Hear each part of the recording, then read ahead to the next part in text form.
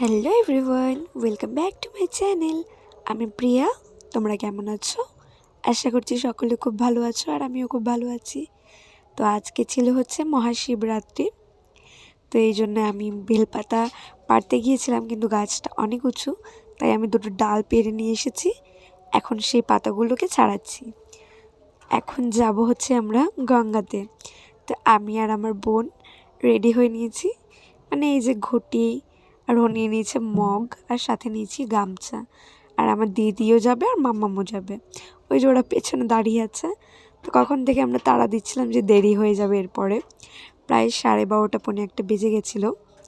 তো এই যে আমরা বেরিয়ে পড়েছি। গঙ্গা হচ্ছে আমার বাড়ির থেকে ওই 5 মিনিট লাগে হেঁটে গেলে। ওই দেখো সামনে দেখতে পাচ্ছ, এই সাইডটা পুরোটাই হচ্ছে মানে তোমাদের খাল টাইপের, যে বর্ষাকালে এই সাইড দিয়ে, যে ডান দিকে যে সাইডটা, এই সাইডটাতে পুরো জল জমে থাকে, প্রচুর পরিমাণে জল থাকে এখানটায়। তো প্রত্যেক বছর জল হয় বর্ষার সময়। আর ওই যে সাইডে এখানটা হচ্ছে ইটভাটা, আর ডান দিকে ওই সাইডটাতে আরেকটা গ্রাম।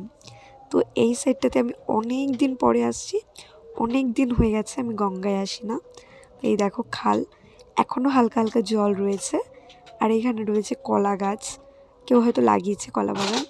তো অনেক দিন পরে আমি আজকে গঙ্গায় যাচ্ছি, প্রায় 1 বছর হয়ে গেছে, 1 বছরের বেশি, 1.5 বছর। তো এই দিকটায় আমি ছোটোবেলায় প্রচুর আসতাম, এখানে প্রচুর খেলা করেছি। এই তেঁতুল গাছটা দেখছো, তেঁতুল গাছটার তেঁতুলগুলো খুব মিষ্টি আর খুব সুন্দর খেতে। তো আমরা যেতে যেতে ভাবছিলাম যে কবে, মানে অনেক ছোটোবেলায় তেঁতুলগুলো খেয়েছি। এই শিব মন্দিরটা আগে ছিল না, এটা নতুন হয়েছে। মুদিখানা দোকানটাও প্রায় নতুনই হয়েছে, 1-2 বছর হবে। তো এখানটাতে ছোটোবেলায় আমার অনেকগুলো ফ্রেন্ড ছিল, আমি এখানটাতে প্রচুর আসতাম, খেলতাম এদের সাথে, মানে বেশিরভাগ সময়টাই হয়তো এখানটায় কাটাতাম। কিন্তু এখন আর আসা হয়ে ওঠে না। প্রায় 1.5 বছর পরে, মানে বাড়ির পাশে হয়েও আমি 1.5 বছর পরে এই দিকটাতে আসছি। তাহলে ভাবো, আরও যখন বড় হয়ে যাব তখন কী অবস্থা হবে। আর আমার ফ্রেন্ডগুলোর বিয়ে হয়ে গেছে অলমোস্ট সবার, তাই আর এখানে আসা হয় না। এই দেখো ওই পার হওয়ার জন্য, এখানটা তো খাল, পার হওয়ার জন্য ছোট্ট একটা বাঁশের ব্রিজ তৈরি করেছে। আরেকটা আছে, সেটা হচ্ছে গঙ্গার ধারে। আর এখানে একটা আছে, দেখো এটা সরু। তো আমি দেখেই তো দৌড়ে গিয়েছিলাম ব্রিজটাতে উঠতে, কিন্তু ব্রিজটা যে এত নড়বড়ে আমি সেটা জানতাম না। দেখো আমি এই বাঁশটাকে ধরবো এক্ষুনি, মানে খুলে যেত বাঁশটা। আমি ধরেছিলাম আর পড়তে পড়তে মানে যে আমি বুঝতে পারিনি যে বাসটা এত নড়বড়ে, পড়েই যেতাম। তারপরে দেখো মানে গ্রামের পথ, গ্রামের মেঠো পথ, আর এই যে ক্ষেত জমিগুলো, অপূর্ব লাগে। ছোটোবেলায় তো আমি এই দিকটাতে প্রচুর আসতাম, প্রচুর খেলতাম, এখন তো আসাই হয় না। আর এখানটাতে এখন বাড়ি ঘরগুলো অনেক কমে গেছে, অনেক উঠে গেছে, মানে এটা গঙ্গার একদম শেষ প্রান্তে। তো তো গঙ্গা যখন প্রচুর জল হয় তখন এই গঙ্গার সাইডগুলোতে প্রচুর ভাঙন হয়, প্রচুর পরিমাণে ভাঙন হতো। গত 2-3 বছর আগেও প্রচুর পরিমাণে ভেঙেছে, অনেকের ঘর বাড়িও তলিয়ে গেছে। তো তারপরে গঙ্গার ওইখানটাতে বাঁধিয়ে দিয়েছে, এখন বস্তা, বালির বস্তাগুলো ফেলে বাঁধিয়ে দিয়েছে। কিন্তু তবুও যখন ভাঙে তখন কেউ কি আর আটকাতে পারে, তাই জন্য অনেক ভারী ঘর উঠে গেছে। একদম গঙ্গার সাইডে যে লাস্ট বাড়িটা, ওটাও ছিল আমার একটা ফ্রেন্ডের বাড়ি। দেখো এখানটায়ও একটা খাল, হালকা হালকা জল রয়েছে। এইখানটাতে কতগুলো নৌকাও রয়েছে। আমি ছোটোবেলায় একবার এখানটায় এসেছিলাম আমার ওই ফ্রেন্ডের বাড়িতে খেলতে, তখন এই নৌকা থেকে আমি জলের ভেতরে পড়ে গেছিলাম জানো। তো সেই সব কথা মনে পড়লে খুবই অবাক লাগে যে আমরা আস্তে আস্তে কত বড় হয়ে গেছি। এটা নাই নাই করে তোমার 15 বছর আগের কথা, আজ থেকে, হ্যাঁ ওরকমই হবে, 10-15 বছর আগের কথা। যে আমি তখন অনেক ছোট, ওই 6-7 বছর বয়স তখন। আর দেখো এখানটা একটা কুল গাছ দেখতে পেয়েছি, এই গাছটা অনেক বড় ছিল, সেটাকে কাটা হয়েছে, কাটার পরে সেই পোট থেকে আবারও জন্মেছে গাছ। তো সেখানেই অনেক কুল হয়েছে, সেটাই আমার দিদি পাড়ছিল। তো আমরা কিন্তু এই কুলগুলো খাইনি, কারণ আমরা উপোস ছিলাম। আর এই দেখো এখানটায় এই একটা বাড়ি রয়েছে, আর ওই যে সামনে একটা বাড়ি, ওইটাই হচ্ছে আমার ফ্রেন্ডের বাড়ি। কিন্তু ওর এখন বিয়ে হয়ে গেছে, বাড়িতে নেই ওরা, তোর মা বাবাই হয়তো থাকে। আর ওই যে ওই সাইডটাতে ওটা হচ্ছে ইটভাটা, এখন ওই ইটভাটাটা বন্ধ। আমি এখানে আমার বোনের সাথে গল্প করতে করতে যাচ্ছিলাম, খুব মজা করছিলাম যে অনেক দিন পরে এখানটা আসলাম। তো আজকে দেখো খালি ওই যে একটা, ওই আর একটা হচ্ছে বাঁশের ব্রিজ, ওই সাইডে যাতে যাওয়া যায় ওই জন্য এই ব্রিজটা বানানো।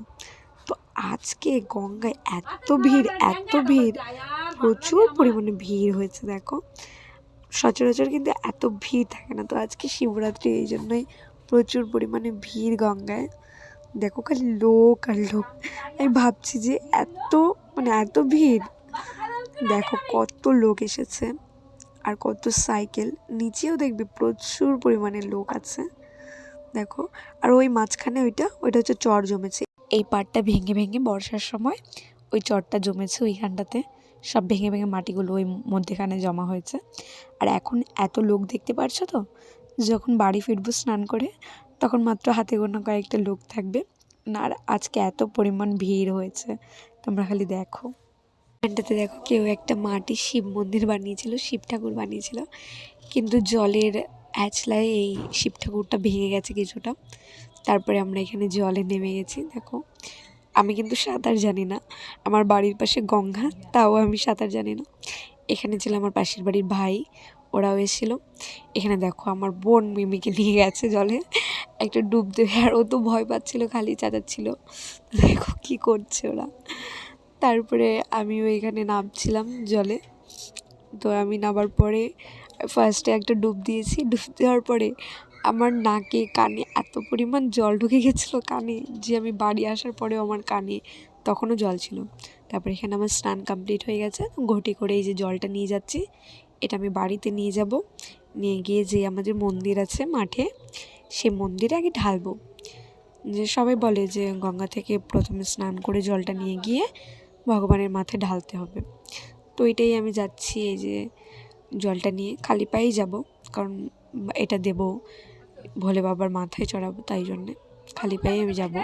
তো এই যে চলে এসেছি, এটা হচ্ছে আমাদের মাঠের মন্দির।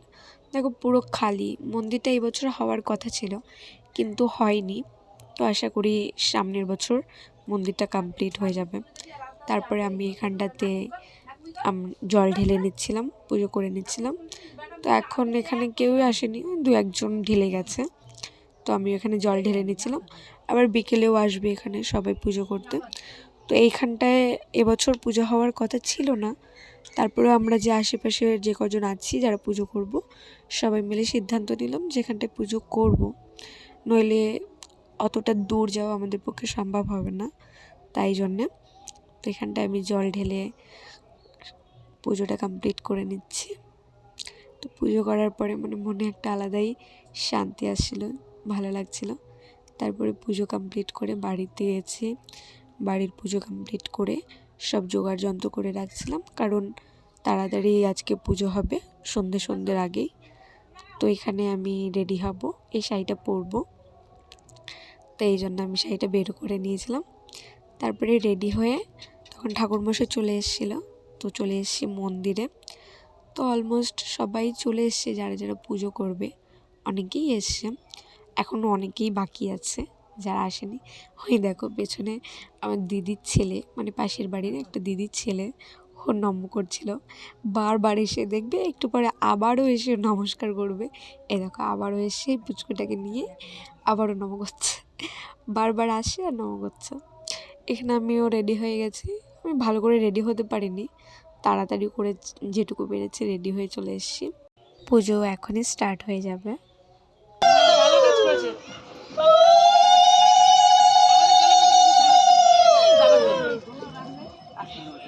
নম অপবিত্র পবিত্র বা সর্ববাস্তাং গত বিবাদ দর্শক নিগাক্ষং সবার্যভ্যন্তর নম শ্রী বিষ্ণু নম শ্রী বিষ্ণু নম শ্রী বিষ্ণু নম মাধব মাধব আছে মাধব মাধব ঋতু সরন্তে সাধব সর্বকার্য নম মাধব নম মাধব সংকট ইতি গন্ধবসে ভগবৎ গন্ধবি নম ওং গাঙ্গণেশায় নমো নমঃ নম একদন্ত মহাকায় গলম্বুজরা গদন বিনুনাশ করম দেবম গাঙ্গণেশায় নমো নমঃ।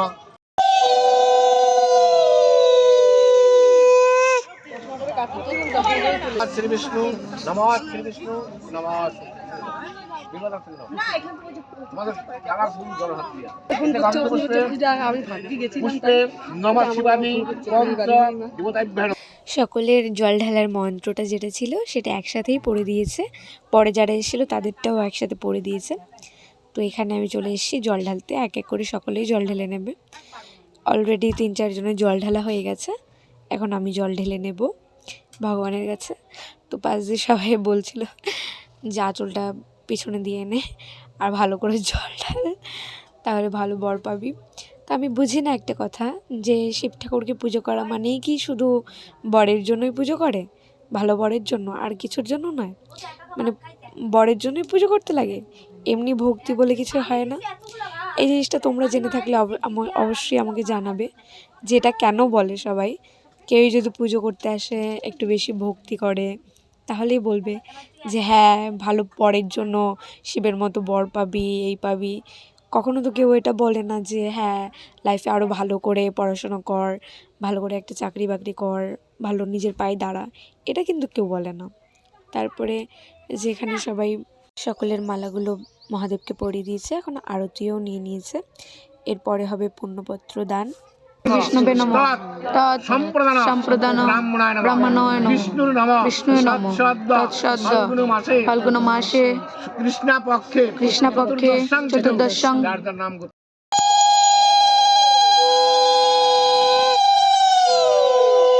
আমাদের পুজো কমপ্লিট হয়ে গেছিলো। পুজো কমপ্লিট হতে হতে প্রায় 7:30-8টা বেজে গেছিলো।